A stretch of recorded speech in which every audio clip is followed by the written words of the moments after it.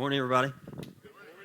So good to see you. Welcome to Vinings Lake. We've been in this series right here called Unlearning Empire, Discovering a New Way to Be Human. And what we're doing is we are reorienting ourselves around something other than the American empire and what it tells us life actually should look like. And so we're walking through kind of verse by verse through the Sermon on the Mount. If you're unfamiliar with the Sermon on the Mount, it's Matthew 5, 6, and 7. Most scholarship says it's like the greatest hits of Jesus. So take all the teachings of Jesus, take all the famous lines of Jesus. Matthew took them, he placed them into one section. Then he put Jesus on a mountain, which has all kinds of significance that we've talked about with Moses and parallels and a new Exodus that's happening. And what we're doing right now is we're kind of still in the intro, which is known as the Beatitudes.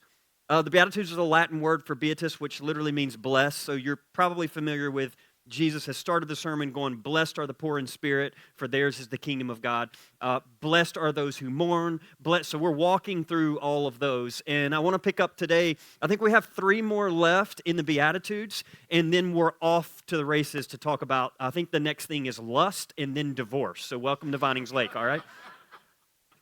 Now, all of that said, first things first, let's start here. This is Matthew chapter 5, verse 3. Remember this, Jesus begins his sermon not with laws and rules and more commandments. He begins his sermon with a good news announcement. And what is that good news announcement? He's saying this: blessed are the poor in spirit, for theirs is the kingdom of heaven. Blessed are those who mourn, for they will be comforted. Blessed are the meek, for they will inherit the earth. Blessed are those who hunger and thirst for righteousness, for they will be filled. Blessed are the merciful, for they will receive mercy. And here's today: blessed are the pure in heart, for they will see God. Now, this phrase, pure in heart, may be one of Jesus' most misunderstood teachings. Now, I grew up evangelical. Most of you know that. I left that world years ago for many reasons. I was pushed out of it and I was pulled out of it. You know what I'm talking about. Pulled out with a greater vision, pushed out because the vision I was seeing was a little bit too large for that particular group of people. Now, all of that said, I grew up like many of you with an understanding of what pure in spirit or pure in heart would actually be, all right? So we have like these modern understandings, and then we have all of these religious understandings with pure in heart that we've been given. But what I want to do today is I want to talk to you about 2 ways that I understood pure in heart, and then I want to move into how I believe scholarship tells us that the first century, how they would have understood pure in heart, and then maybe what Matthew and Jesus are actually getting at in their context when they say pure in heart. Because the first time I read this, immediately when I open the Bible, a lot of times I'll read a verse and my mind goes directly to how the evangelical world I grew up in told me to interpret it. Do you still have that? Like I'll read a verse and I'll be like, oh, and it will almost kind of trigger a little bit because I can hear it and still see it in the particular ways that it was handed to me. So one of the great challenges as we learn to kind of reframe and reshape the spirituality we've been given, for many of us, we're unlearning a lot of things and then we're learning a lot of new things. One of the great challenges is when you go to a text is having to carry the weight, the burden of the way you've seen it before, but then try to read it with new eyes and fresh eyes in ways you've never heard before. And so when I read this the first time, pure in heart, honestly, just to be real honest, I was like, I think I'll just skip that one. I know it's in there and Matthew put it in there for a reason, but I don't really want to talk about purity and being pure of heart to our crowd because 2 things came to mind, and I want to talk about both. First, I had this understanding that when he says pure in heart, he meant like sexual purity, right? And that came by and large from my evangelical upbringing. Most of you know that. They were deeply, deeply concerned about making sure teenagers and college kids stayed sexually pure. Which, looking back, it's really interesting to me because now looking back, you have this hindsight and you realize they were teaching us every Sunday, indoctrinating us, saying, whatever you do, keep your life sexually pure while many of them, were out now being found guilty of sexual assault, right? Now, isn't that interesting? And I still, even now when I meet, like I'll hear a pastor or see a speaker or somebody just railing about like sexuality and even homosexuality. Like, I can't begin to tell you how much people would scream about how homosexuality and same-sex relations is an abomination. And then years later, it turned out they were gay the whole time. Do you know what I'm talking about? Is that not, does anybody else scratch their head going, wait a minute? And that's where that old phrase comes, you protesteth too much. You know what I mean? Like there's some truth in there. Why does this speaker keep going back to that point? What is that? Yes. And so for me growing up, it was like, oh, pure in heart. I know exactly what that means. That means making sure you keep your life pure. But then it evolved over time because when I moved out of the evangelical world, I didn't go into like a progressive kind of world. I moved out of evangelicalism and ran all the way over to what I would call like higher stages of consciousness spirituality. You know what I'm talking about? Like Eckhart Tolle type stuff. That's where I went because I didn't want anything to do with this, so I flew all the way over there. And then when I got over there, I would read pure in heart, and I interpret it as, oh, yes, I know those people. Pure in heart people are like people that have here's how I would have worded it, a good heart. Do you know what I'm talking about? So when I read that like Jesus is blessed are the pure in heart, I'm like, oh, I know some people that have just a good heart. All right? Now, I want to talk about both those interpretations because I don't think that's what Jesus was after when he said this in his particular moment in time as the world was being occupied by the Roman Empire. Okay? Let's talk about the first one for a minute. Here's how I heard it. Blessed are the pure in heart.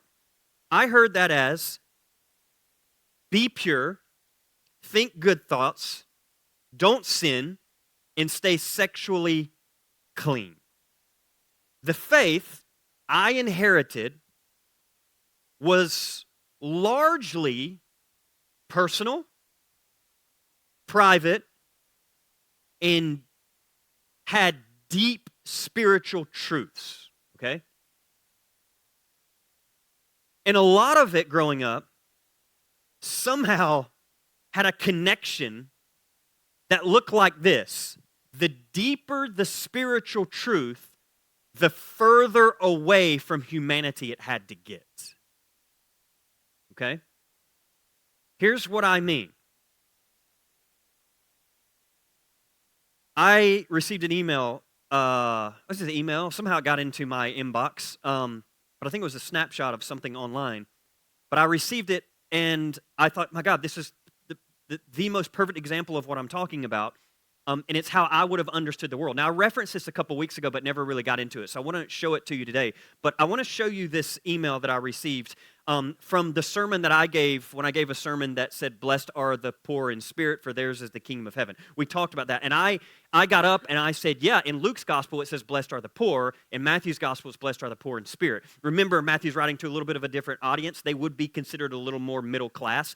I don't think Matthew's trying to spiritualize a literal truth. I just think he's expanding it, right? Now, all that said, I got up and I said, yeah, blessed are the poor in spirit. And then we made these video shorts, and I just talked about the poor in spirit in American empire right now would be, I talked about immigrants, and I just listed a few things. Well, someone responded, and here's the email that I got. Nonsense, which is a great way to start your email. I get so much of that. By the way, I'm on a whole new level now of taking very serious. Like I've doubled down on not intaking any kind of criticism that isn't my inner circle. Do you understand what I'm saying? Now, we talk about that a lot around here, but I need all of you to join me in this because as our little collective grows and more people find out about it, it's going to be easy for us to fall into traps and Google our name and see things that you don't want to see, all right? Now, do what you want. You're all intelligent human beings, but I would just challenge you in this area. Every time you lean into the critic, you are feeding their algorithms, okay? Now, that said, here's what I'm saying. For me, I'm like doing the double down because, I've told you this before, I am clear on whose opinion matters to me. I am. And I hope you don't take this in the wrong way, but people online whom I've never met, their opinion just doesn't mean that much to me because they don't know me. You know what I'm talking about, right? Now, all of that said, I got this one and I thought, oh my God, this is a perfect example. Here it is. Nonsense. All right? I don't normally give attention to things like this, but this one stuck out to me because I'm like, oh my God, that's how I used to see it. So this is a great teaching point for all of us. Nonsense. Don't bring your political narrative to the Bible. The poor in spirit are the humble. Okay? I just pause here because there's lots of things to say about this, but I want to just pause right here and say, first of all, the first thing I felt when I read that was empathy because I used to see it that way too. So when I hear someone say, nonsense, don't bring your political narrative to the Bible, the poor in spirit are the humble, my first instinct was, oh my God, me at 16. Because I probably did get up. I used to wear a suit with a tie. I had a New King James Bible, and I probably got up and preached it just like that. I probably got up and said, yeah, when Jesus says blessed are the poor in spirit, what he's talking about are not actually the poor. He's talking about the humble. Blessed are all of you in here who just, man, you are just a humble, you know humility. You walk with such dignity, and everything is just a sheer gift to you. Blessed are you people. Isn't that such an American way to read the Beatitudes? That the first thing Jesus would do when he steps up is, I'm going to bless all the people who are just humble people. And then, of course, that begs the question, who would actually raise their hand to say, oh, he's talking about me? Do you know what I mean? Because then at that point, you're kind of defeating everything that you say you are. Isn't that interesting? I'll never forget hearing Donald Trump. He's, by the way, become a president. I don't know if you're aware of that. Old reality TV show guy became president, which, by the way, can we talk about that for just a few minutes? Can we not do that moving forward? Is that okay? And I'll just start right here because I mean, I'm 45, but I actually think it probably started with Ronald Reagan, who was a TV star, and then so I just think it might be good for us as a nation to not move Hollywood TV stars into political positions. Okay? That might be a good, maybe. I mean, some of you are with it. All right, whatever. But I remember hearing Donald Trump say that. You've probably heard him. He said it a couple times, and it might be one of the, there's not a lot that he says that I find funny at all. But that one, I think I genuinely laughed when he's like literally, he said two things. One time, he was accused of being a racist, and he says, I'm the least racist person in the room. But then I've also heard him talk about with people that have come after him about, being like Caesar-ish, and he has said, I am one of the most humble people. And I'm just sitting here thinking to myself, anyone who says they are the most humble person, that disqualifies them from actually being humble, right? And then, of course, he'd be the greatest, humblest person to ever walk. So for me, that's what, I'm just saying, if you interpret it as humble, that's fine. It's all lovely. But what an odd way for Jesus to start, because then the Beatitudes become something completely different. Instead of him blessing and starting with those who are on the margins in the outside, it becomes this thing that you have to aspire to be. So now we have Jesus is opening his sermon going, now I need you to live up to these ideas. Jesus doesn't start there. This is not a commandment. It is an announcement. It is a good news announcement. That's why Luke doesn't add in spirit. And so when I got this email, the first thing I thought was, oh, this individual is a lot like me because I saw it that way too, because I separated. I need you to know this. In the evangelical world I grew up in, we didn't talk about the poor. We just didn't. Now, they were out there and we knew they were, but we just believed most of them chose that path. We didn't talk about immigrants.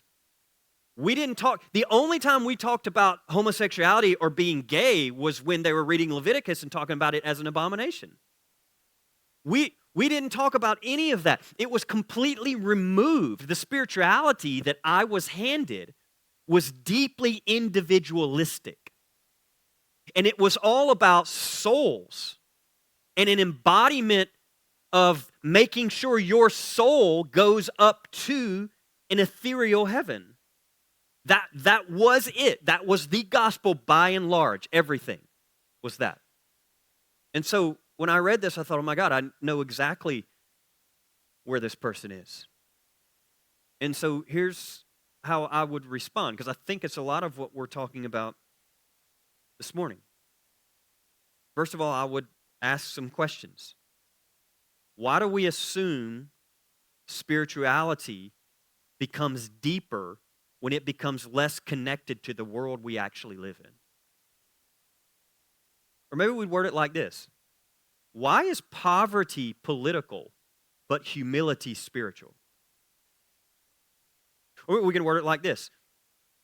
Who taught us that spirituality ends where politics begins? Sometimes what we call spiritual is actually an escape from the concrete realities Jesus was actually addressing.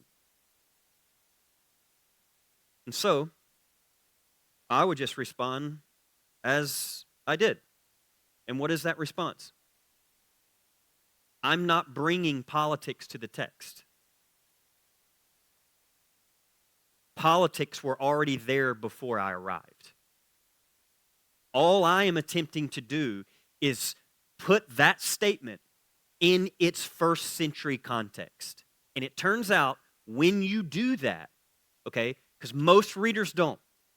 Most readers in America go to a text and they read it from a modern 21st century American lens. And I want you to know that means you're reading it the opposite of how they would have written it and understood it in the first century. Because if you come from a modern American lens to an ancient text like this, you need to be reminded of this. You are now on the side of the powerful. So you're reading it from the empire's perspective back into the text, when what you're reading is actually words that were written from people being oppressed by an empire.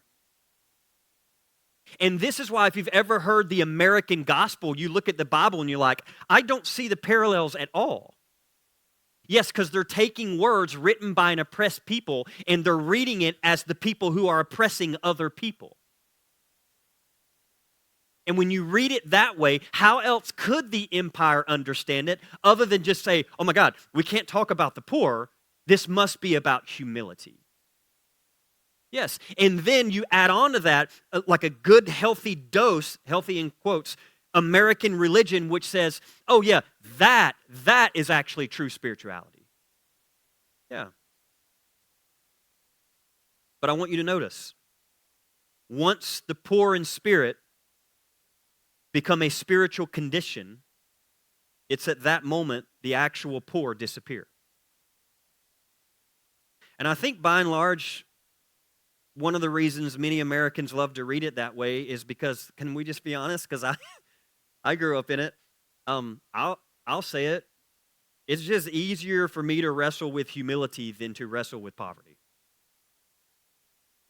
And so isn't it interesting? They'll make it sound like it's deep spirituality, but when you really get down to it, most of the religion I was handed growing up, it was just a lot easier to do that than it was to wrestle with these larger ideas. So for me, like growing up, if all of Christianity was about making sure you don't lust, well, I have to tell you, especially as a grown adult now, it's a lot easier for me not to have an affair than to ask what systems I am benefiting from. And what happens in that moment is if you understand like Jesus, religion, spirituality, God, Christianity, if all you understand it is as this deeply spiritual thing that is disconnected from culture, reality, society, then you get an individualized, personal relationship with Jesus that is all about your soul being taken up to heaven. And here's what begins to happen. All you have is what the great theologian Dallas Willard talked about, sin management. By sin management, he meant behavior modification. And that is, if I could sum up the religion I was handed, it was behavior modification. And all it was make sure you get your soul in line with God so you can go to heaven when you die. And by the way, when you're out there, make sure you sin as little as you possibly can. But unfortunately, we couldn't do that. So what did we do? Well, we tried to pretend to others that we weren't sinning. And so we put on a show. And somewhere in the midst of putting on the show, we all lost our honesty. Then it became a performance. So you come in on Sundays and no one wants real honesty about where they're at. And you even see it like on a physical level, right? There's nothing wrong with this, but people dress up. And they put the best outfit on they can. Why? You do know there's symbolic parallels there because you're like, oh my God, I don't want them to see me like not in my best. You know what I'm talking about, right? And so it's like, so part of the reason I love Vinings Lake, because all of this is calculated. I want you to know that. I mean, there are people who take shots at us all the time, and we're not perfect. Yes, we're still trying to figure it out. Yes, do we have large questions about God, the universe, Jesus? Yes, I hope everyone does. I never want to settle on that, okay? There's a lot of problems here. Yes, absolutely. There are many days I'm going, what are we doing? And I'm kind of leading this thing. You know what I'm talking about? But there are some things that are calculated, and I just want you to know this. One of those things that are calculated is I just wanted people to not feel like they had to be something other than who they were when they walked in the door. And I mean that from all areas. So if you're here and you're like a suit-wearing person, wear it. Like if that's your thing, wear it, right? But I grew up in a space where you would dress up because you were trying to give off a certain perception of who you were.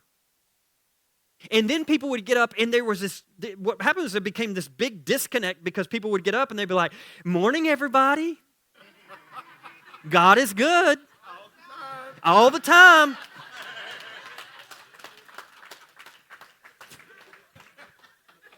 Does that phrase trigger anybody else?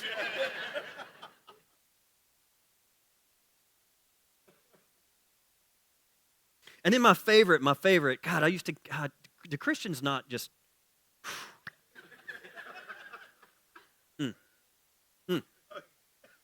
But my favorite is when you encounter someone and they really like ultra hyper spiritual. But I'd be like, how's your day going? And they always respond like, every day's just a blessed day. Listen, and if that's your thing, wonderful. Wonderful. Come as you are. But I'm going to start challenging people, and I did it then. Every day's not a blessed day. No. And quite frankly, the last 10 years, I haven't had a blessed day. I'll have a blessed day when MAGA's over, all right? But I haven't had one in a while. You know what I'm talking about? I get the sentiment. I'm just saying, so part of this was calculated. What if we could create a space, and you can call it whatever you want. I don't care. People are like, is it a church? Sure. If that's your thing, great. Call it, I don't care. I'm not hung up on the labels. But what if we had a space where we come and we started getting honest about where we were? I'm not saying reckless. And there is a line, trust me, half the things that I have in my notes I never say publicly. Because it's not honesty, it's recklessness. And it would create lawsuits and get me in trouble and quite frankly be out of the ego and of the flesh, and I don't want that. Paul talked a lot about that. So there's a thing we're doing here, and part of it is, oh my God, I just want an honest spirituality. I want a space where we could come on Sunday mornings to a church where it didn't feel programmed. Where everything wasn't on a dial in the back going, in 5, 4, 3, 2, 1, insert band, have keynote going, flashlight here, put smoke down here, feel it all, like, yes. Yeah, I stand in the back. I promise you, this is calculated. People are like, well, tell me, like the music, for example. I mean, there was a time around here where we went in an opposite direction and we paid large dollars to have the best musicians we can. And I'm like, I don't know. It doesn't feel right. And then also, too, if you're going to do that, you can't really compete with Walmart that's down the street. You know what I'm talking about? And then I was like, it just doesn't feel, like I want real people. Yeah, we could bring in musicians, but why would we do that when we could just have our own people who are honestly walking through their own things of faith could get up and be transparent and honest in all their messy ways? It's beautiful, right? I know. So sometimes people would come here and they'd be like, man, I really like the church, but they could do a better job in X, Y. Of course we could, but sometimes you don't know this. We intentionally aren't that way because we're not trying to make a polished version, because I just don't think that's real life. At least it's not been my experience of real life. My experience of real life is this thing's really messy.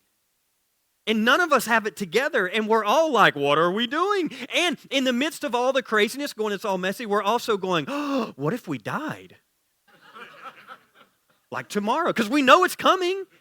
And then all this is happening and we're all in here, and yet do we need one more place where we could gather and be somebody that we're not? Because most of us do that every day at work. You get up, you go to work, you do your thing, because you're not going to roll into work and boss is like, let's have a staff meeting. You're like, before we get started, can I share some personal things? No. You put your best foot forward, you do that. Yeah, I'm just saying, imagine that kind of a spirituality where we were deeply honest about who we are, because the reality is, it is a lot easier to talk about humility than to talk about the oppression that's happening in our world right now. And what happens is you get this behavior modification. And here's what I believe we are experiencing right now as an American society are the fruits of that particular religion. So I think when you look out and you see things that you're seeing right now and some of the loudest Christian voices, it just feels like, and hear me, we've been accused of this, of people saying that we think we're the only ones who get the Christianity right, all right? I would just say, no, we don't actually. We're actually the first ones to be like, I don't even know if we are Christians. You know what I'm talking? Like I'm going to be real honest, and I honestly, and this may shock you too, I don't think Jesus was either. I actually think he was a Jew, and I think he was in Judaism, all right? We're not interested in that religion at all. I'm just saying, for me, for a lot of people, like it's, what begins to happen is you look out and you see this Christianity that's being just spoken so loudly in our culture, and it's like, wait, where did that come from? And what I want you to know is, I don't think it has arrived suddenly. I think what we're seeing now, you know how fruit works, right? You know how, like, agricultural settings work. You plant a seed, it doesn't pop up overnight. And this is, I would encourage you, I would encourage us, the work that we're doing here. It's not going to just pop up overnight. There are things that we are dependent on, sunshine and rain. What we are doing, you've heard this phrase, I think it's a great agricultural phrase, is we're planting seeds. And you may not always see it immediately. And I think what we're looking at right now in society is a harvest from generations before us of a spirituality that now, for the first time, we're actually able to see, because we couldn't back then, because the harvest wasn't up yet, but we're able to see firsthand the fruit of that particular Christianity. And what does that look like? Well, when it becomes all about sin management or behavior modification, here's what you get from that, okay? You get a personal holiness that can sit side by side with slavery, segregation, and white supremacy. You understand that? So when you look back at American culture right now, isn't it interesting that that version of Christianity was the one who were using verses to defend slavery or using verses to defend segregation? Now you look at it now, you're like, how could those two go together? Because when you have that type of spirituality, there's no conflict. Because it's all about just behavior modification and just sin management and making sure there is a performance. And so those two they have no problems with each other because, again, it's about humility, not the poor. Yeah. Now what you have in our culture, it's a little less than that, even though white supremacy is fully still out there being screamed loudly from the mountaintops. But what you have by and large now when you have behavior modification and sin management is you have a group of people, and tell me if you're familiar with this, a group of people who do not drink alcohol. They do not use cuss words. They do not watch bad movies. And they do not have affairs, allegedly, although that's coming out. But those people who, and Jesus talked about this, remember, he said you look good on the outside. those people, this is the fruit of it, they don't cuss, they don't drink, they look like some of the most spiritual humans that could ever be. But those same individuals spend their lives defending cruelty towards immigrants and protecting systems of oppression. That's the spirituality. And that's the problem with that spirituality, is it becomes all about making sure you don't cuss, drink, do all these things, but support evil. And this is the conflict. So for years when I heard, blessed are the pure in heart, well, that's what I thought they were talking about. Behavior modification or sin management. That's not what Jesus was talking about. Now let me move to my second one for a minute, because as I evolved and as I grew and as I left that world, new perspectives came to me. And the other perspective that I had was when Jesus said, blessed are the pure in heart, he meant, oh, blessed are the people who just have good hearts. And I want to pause here because I don't think that's a terrible interpretation. We're going to get into what scholarship really gets at with this word heart and that particular word, blessed are the pure. So pure in heart, I want to get into both those. But I don't think this is far off. It's a lot closer than I think that evangelical understanding. But this understanding for a long time for me was a bit ethereal because I didn't know how to determine and who could determine who had a good heart and who didn't, right? And then it begs the question, do we all have good hearts? Some are just aware of it and some are not. But I would see or run into people occasionally and be like, back then, and I'd be like, oh my God, that person, that's a pure heart. Like, and I can't explain it to you, but you ever run into somebody and somehow you just intuitively meet someone and you're like, that person, you probably even heard it like this, like, I don't know, just good energy. Do you know what I mean? Or even, I say it sometimes like this, we'll meet people in the line afterwards. I told y'all, it's one of my favorite things. People come through the line, we meet them, but Katie and I, our big thing is we'll go to lunch afterwards and we'll talk about all of you who came through the line. That's what we do. That's what we do every Sunday. So help me God, every Sunday. She remembers all of your names, and then I do, because we have a tag team situation. You know that, right? She's lead pastor, I'm co-pastor, right? We have a tag team. She remembers all their names, so when you're going through the line and I say, can you tell me your name? And this is going to happen today. She's going to be present with me, lock in the data. These are the names. This person's from this place. And then all I'm locking in, because I've already told her this, I'm locking in the invisible energetic situation, okay? And this is just it's a bit of a parlor game for us. We enjoy it, all right? But it's fun because some people will come through, and many of you come through and you're like, oh my God, I've been looking for a place like this. I am so here. And I'm just going to be honest. Katie and I will go out and be like, over or under on if they'll be back in 6 months.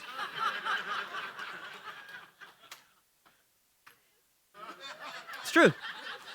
And we have a little game going because we know certain people that come through and they're like, I'm all in. And I'll look over at Katie and I'll just grin.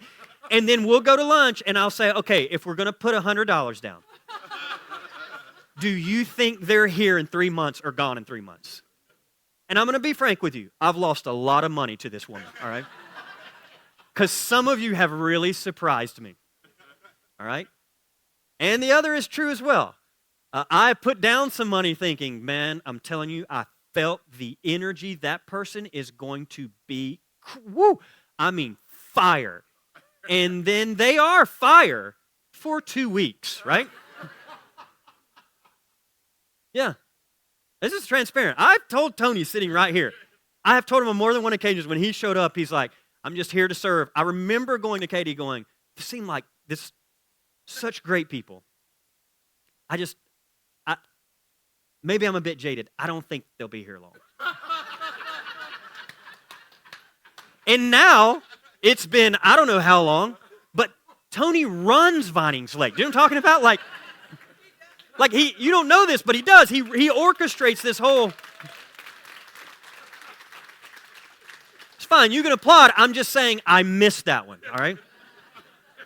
And for the record, I'm glad I did. But pure in heart, that's what I used to think it was. Like I would just meet certain people. And Katie have said this. We've all encountered this, but and it doesn't mean that people have bad hearts, but there's some people that just like, God's just I don't know, in some ways they inspire me. It's almost a redemptive feature that I don't even know you, but yeah, what a good human. What a good human. I have honestly felt the opposite of that before. I've met some people and I'm like, I don't know. Or there's like some weird vibes. You've used this language, but you have to kind of be careful with it because you know it's not absolute truth. But you also don't want to disregard what your body is feeling, sensing.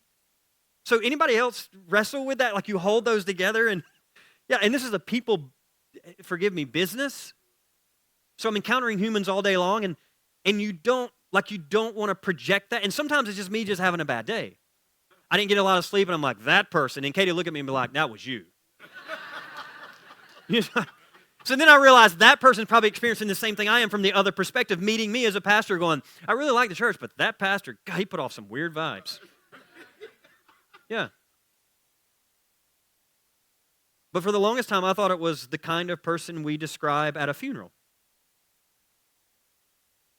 She dies and we say she just had a pure heart, which meant she was kind, or she gave generously, or she volunteered. She helped the poor. Or this is a good one. She had good intentions. You familiar with that one? Somebody does something, well, just good intentions.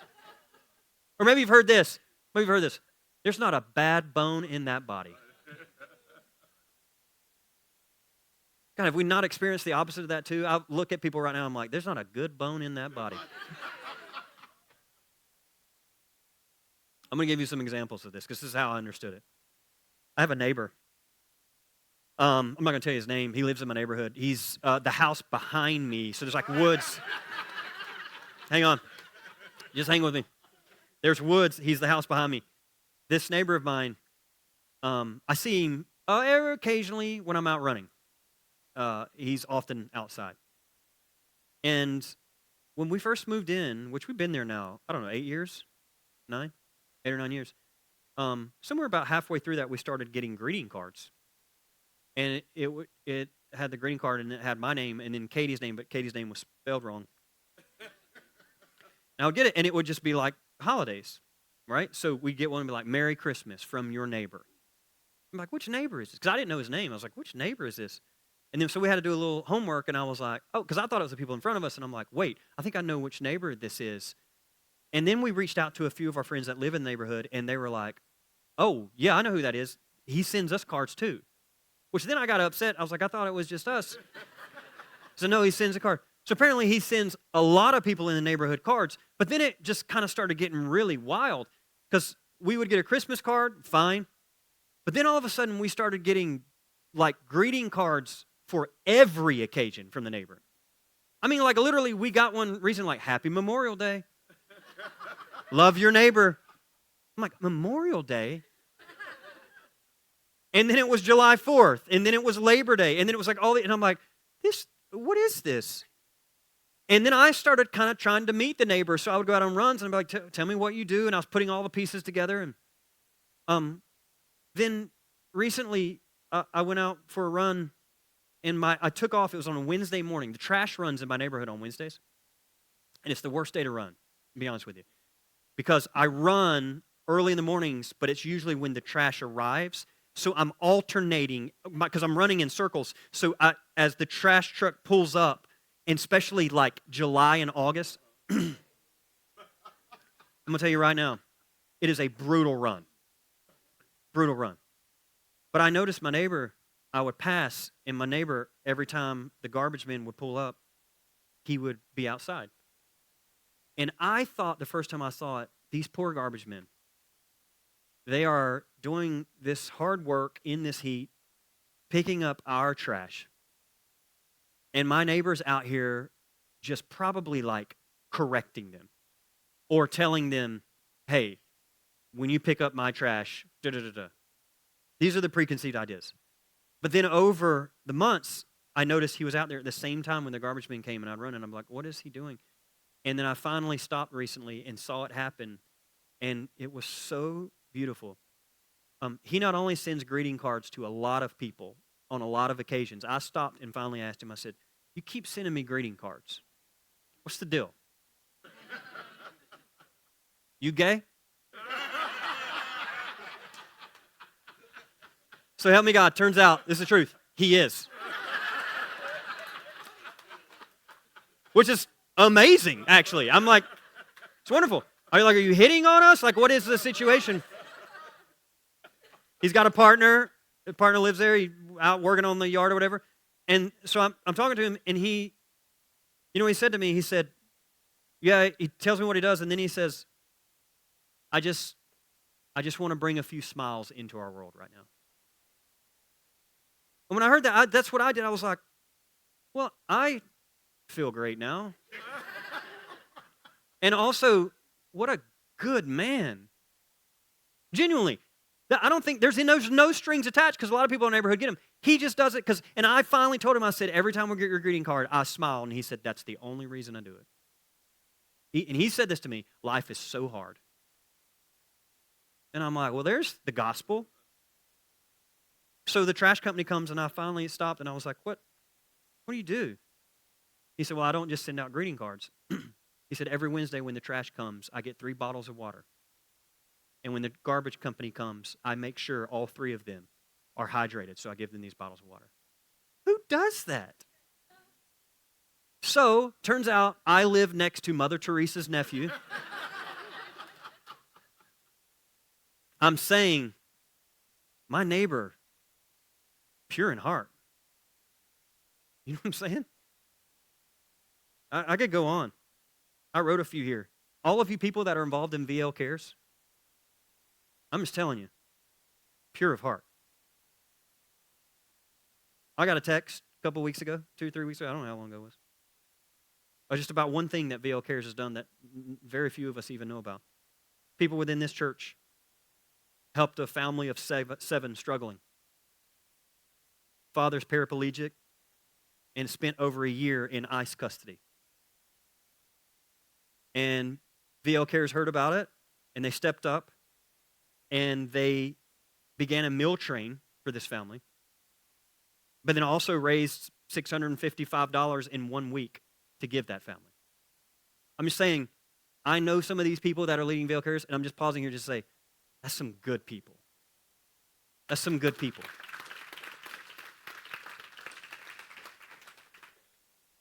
And people ask me that all the time in interviews and everything. Tell me about your church. And yes, I could say a lot of things. We're some weird people.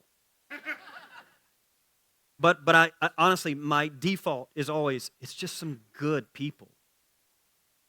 Some good people. Tony's sitting here. He's the very one that came through the line, and I'm like, I don't think he's going to be here long.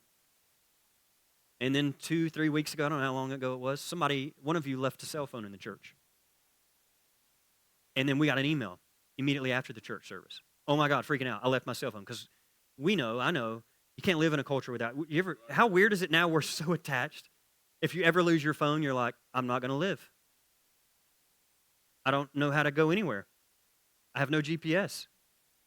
But they left their phone, and usually, it's like someone leaves their phone. Well, we'll get it sometime that week. Like we'll figure out a way to meet. Well, I text Tony. I was like the image of who it was, and he just texts me back, and he's like, on the way. I'm like, on the way to what? So he gets the phone and doesn't have them come to him. He drives it to Kennesaw to make a personal delivery. And I asked him, I was like, what? You didn't have to do that. And he just said, well, think about it. Maybe they're visitors at Vinings Lake. We want them to have the best 5-star experience, that we take seriously this. And so yeah. I'm just saying, he's a good man. Now, Kim may argue that. Kim may argue that. And I'm not here to say she's wrong. I'm just saying, from my angle, he's a good man. I'm just going to give one more, because this is how I understood it. This lovely human sitting right here, her name is Tish. Kathy, Tish. Let me tell you about Tish. You don't know, I look out in this whole room. That's what I'm saying. There's some good people in here. You people give me hope. You realize all I'm saying? You give me hope. And I hope we give each other hope. You know what I mean? Don't we come in here for some sanity? We gather because the world's just mad crazy. And we come in here and we're just like, well, look, not everybody's lost their minds. Some of us are here. Well, Miss Tish over here, she listens on Sundays. And at one point, one of my sermons, I said something about, yeah, we're going through some challenging budget times in my personal house. My personal house is just me and Katie. And I said, Katie sat down and went line by line, item through the budget. And she looked at me and she said, you're going to have to stop eating Chick-fil-A. And part of the problem was they put one right by my house. And it's just really easy for me to break from my work and just slide through that drive-thru and go back instead of making a sandwich or doing whatever. And so I just said, just as a funny, it was just a joke. I was just like, y'all pray for me. I was like, because she has a shoe addiction. I have a spicy chicken sandwich addiction. That is it. So I was like, I'm about to cut back. Well, Miss Tish over here, listen. And so help me God, the next Sunday, I received a little card. And on the front of that card, all it said was, it didn't have her name. It just said, this should keep you out of trouble for the next couple of weeks. And I opened it up, and it was a gift card to Chick-fil-A. I bring that to your attention for two reasons. Some of you...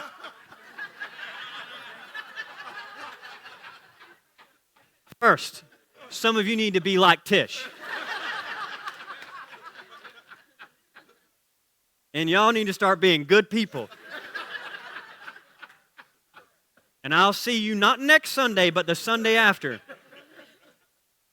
And I do take gift cards. But I bring this to your attention because that's not the first thing she's done. Just last week, she came through the line. It's somewhere in here. And she handed me, oh, you have it. Yes. Let me see this. She handed me this. This little thing. I said, Miss Tish, what is this? She said, she's like, it's sanitizer. And I said, well, why are you that? She's like, I see all these people lined up shaking your hand. She said, she literally, it's the truth. She's like, I can't have the pastor sick. So I keep it with me. I do it. I'm just saying, this is the truth. I remember the first time she came through the line, and I looked over my wife at lunch, and I said, that's a good human. That's not a bad interpretation. I mean, I'm telling you, there's some pure in heart people in this room. But what exactly is Jesus getting at? I think it's partly that. But I also think there's a little more context in that first century. And here's what it might be. Pure, in its original Greek, means unmixed. Genuine, or here's the word, whole. Heart, in the first century,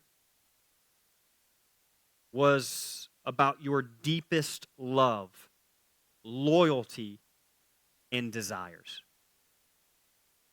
A lot of scholarship says this phrase, blessed are the pure in heart, was directly taken from Psalm 24, verse 3 and 4, that says, who shall ascend the hill of the Lord? And who shall stand in his holy place? Those who have clean hands and a pure heart. Those who do not lift up their souls to what is false and do not swear deceitfully. What is that? That's about idolatry. So when Jesus says, blessed are the pure in heart, Jesus is not talking about sexual purity per se. A pure heart is not a perfect heart. It is an undivided heart. It's a heart that no longer bows to false gods. The pure in heart is not necessarily about behavior as much as it is about allegiance. It's integrity. It's when your inner life and your outer life tell the same story. Soren Kierkegaard said it like this. He said, purity of heart is to will one thing. And if there is ever a word that Jesus is giving this nation in this moment, it is, blessed are those who are undivided in their allegiance.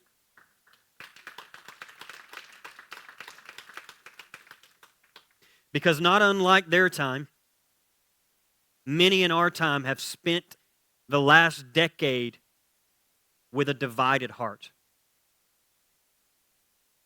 trying to merge Jesus in nationalism, trying to merge Jesus in white supremacy, Jesus in capitalism, Jesus in domination, Jesus in Trumpism. But what I want to say to all of us, that I know that you know this, but it's good to be reminded, those visions of reality are not one and the same. MAGA imagines a world ordered by power, fear, enemies, dominance, and loyalty to a tribe. Jesus imagines a world ordered by love, truth, mercy, forgiveness, and the radical dignity of every human being. Those are not two versions of the same story. They are two different stories about what it means to be human. And eventually, the heart has to choose which story will become its center. And I don't make those comments as someone who just doesn't like the Republican Party. I grew up Republican. This is not about partisanship.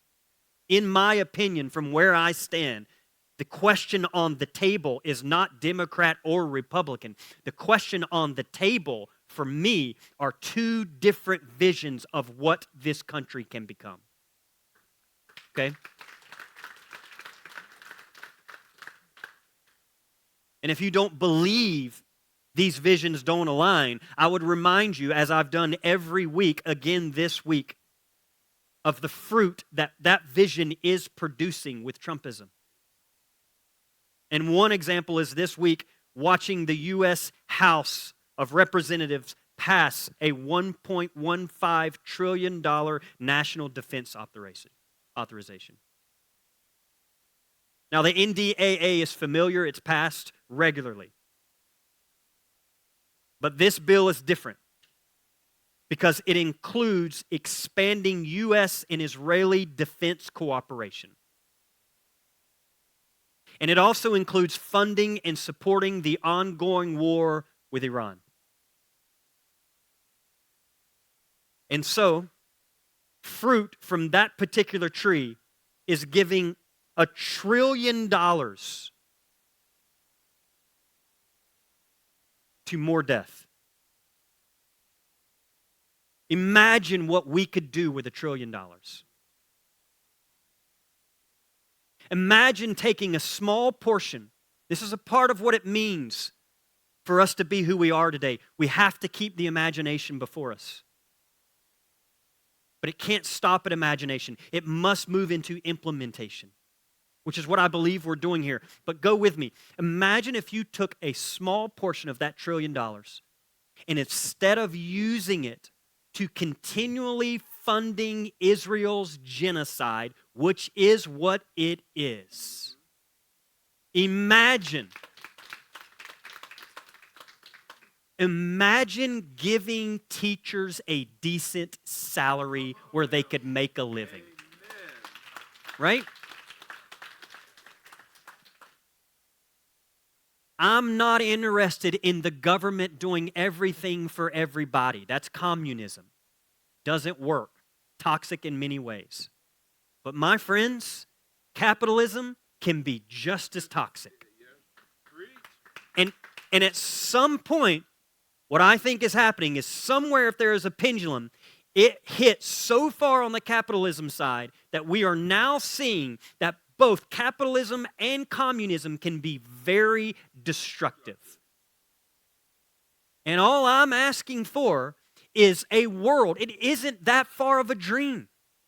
A world, a nation that doesn't spend $1 trillion on a genocide or bombing more elementary school kids in Iran. I'm saying, what if we had people in the office that we voted in that represented the people, and then what if they said, we're going to take a portion of that money, give it to teachers so they can actually make a living and not work 2 or 3 jobs or not have to pay for every item out of their own personal pocket to make sure they have things on the walls of their classrooms?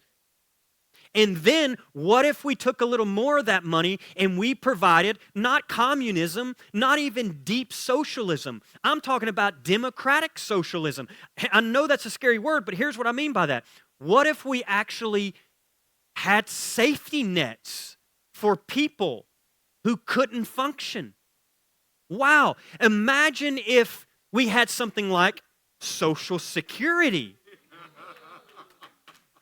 But what if we had more of that? Isn't it interesting? For like, I'm anti-socialism, I'm like, wait, but you have Social Security? I just want to be clear, just so we're clear, right? Yeah, that's what we mean. What if we just had a few more nets for people? I still believe health care should be provided for everyone. And I don't think it should be over $1,000. Yes, this isn't, do you understand what I'm saying? It isn't that far and wild and radical of a dream. We're just saying, imagine a nation that actually cared about the poor. Imagine a nation that provided funds so you could take your child to daycare so you could go to work. Imagine that. I believe that's possible. Yes. This is where we are. And when I say Jesus says pure in heart is about allegiance, that's what he means. And so I'm looking out at a room, and we'll close it here. I'm looking out at a room of people who I don't know every single one of you. A lot of you I know, but I don't know every single one of you. But here's what I do know about the people that are in this room. You are who Jesus is talking about. I believe that. I think when Jesus said, blessed are the pure in heart, he was speaking to a world in the first century that was being tempted greatly with idolatry.